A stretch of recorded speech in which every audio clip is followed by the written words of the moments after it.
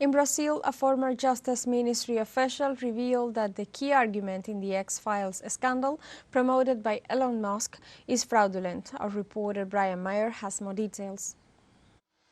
Last week, the owner of a public relations company, author, and operative on the international far right named Michael Schellenberger released a series of communications on Twitter, which he refers to as the Twitter files, purporting to show internal communications between directors of Twitter Brazil and directors of Twitter International. These communications were presented as proof that Brazil was suffering from totalitarianism, that the Brazilian government, especially a Supreme Court justice named Alexandre de Moraes, was persecuting political enemies by filing criminal charges against a Twitter director after he refused to turn over personal information from one of their users. It was shared repeatedly by Elon Musk, the owner of X, who added false claims to it. But today, some chinks in that narrative began to appear as Estela Araña, former employee of the Federal Justice Ministry and a lawyer, revealed that the criminal charges that were filed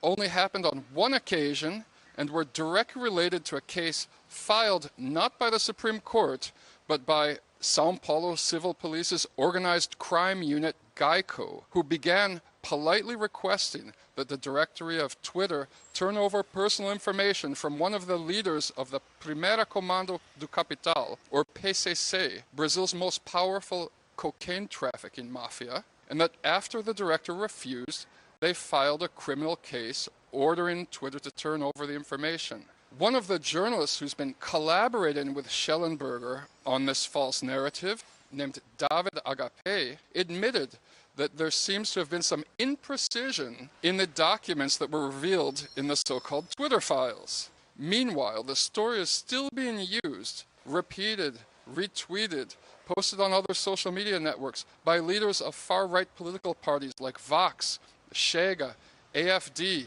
and by Trump allies to create a false narrative that for some reason Brazil has transformed into a communist dictatorship.